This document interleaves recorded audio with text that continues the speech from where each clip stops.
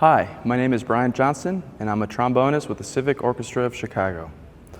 Alongside Civic, I'm also an active performer and music teacher in the area. In this video, I'm going to be talking about practice tips. To begin, I recommend two things: more than enough scheduled practice time and a distraction-free space. The reason you need more than enough time scheduled to practice is because you always need to incorporate external factors like travel time, time to unpack, get situated, time for breaks in between sessions, and in some cases, time to travel from your practice session to your next obligation. Once you're ready to go with these two things, you need to make sure you bring everything that you'll need to practice. On top of bringing all of your music, you'll want to make sure that you bring a metronome, tuner, recording device, bottle of water, and anything specific to your instrument's needs. If you use your phone to assist in your practicing, make sure you put it on airplane mode while you use it, because quickly checking social media can turn into wasting a good amount of time. Then, when you are all situated and have all that you need, I like to begin my warm-up with long tones. The goal here is to get the best sound you possibly can make from your instrument, right from the very first note and on every note.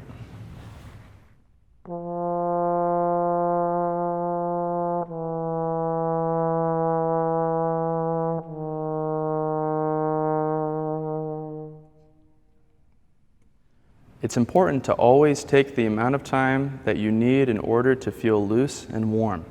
After I do some long tones, I like to go through a small checklist of techniques that I need to warm up as well. Articulations, slurs, dynamics, range, etc. Just a little bit of each.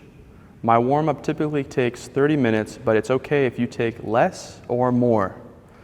I'm going to demonstrate a condensed version of what my warm-up currently consists of.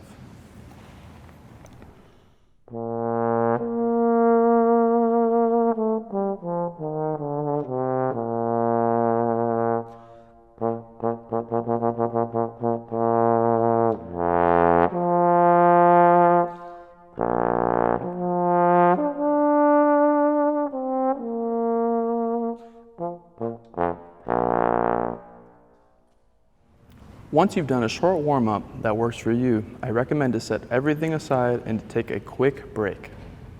I find it especially helpful to leave the room, take a small walk, and to come back. I can't emphasize the importance of taking breaks between sessions enough.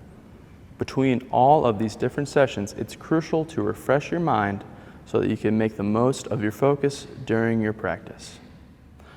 Now that you're warmed up and have refreshed your mind, it's time to work on some of the music that you've brought with you. I like to begin with a basic musical etude to get your mind going again.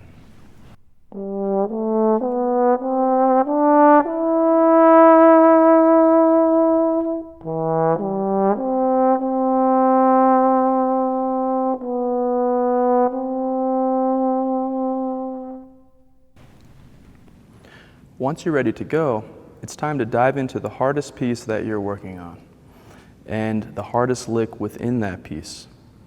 I believe this is a good idea because you need more brain power for more difficult music, and your mind is the freshest at the beginning of each session. With that being said, it would make the most sense to slowly diminish the difficulty of your music as you go through your practice sessions.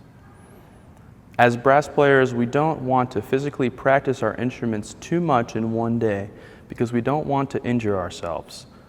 We want to save some of our face for the next day. I'd say 2 to 3 hours of pure face time is a safe amount of practicing per day. If we are constantly making sure that we aren't playing too much, what do we do if we want or need to practice? Well, in a way, we're lucky. We get to spend a lot of our time listening.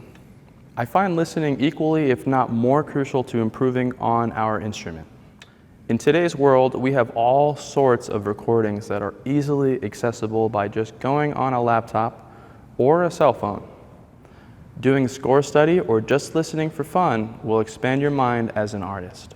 Although rehearsals or practice sessions can sometimes feel monotonous, it's significant to recall why we are doing this in the first place. Maybe when you were young and your music teacher first demonstrated that instrument that you were dying to play, or the first time that you heard a song or a piece that nearly made you cry. These are the reasons why we keep doing what we're doing. And it's crucial that you carry your passion and love for the music everywhere you go, and with everything that you do. I hope that this is helpful, and if you'd like to learn about what tips my colleagues have, be sure to check out their videos as well. Happy practicing.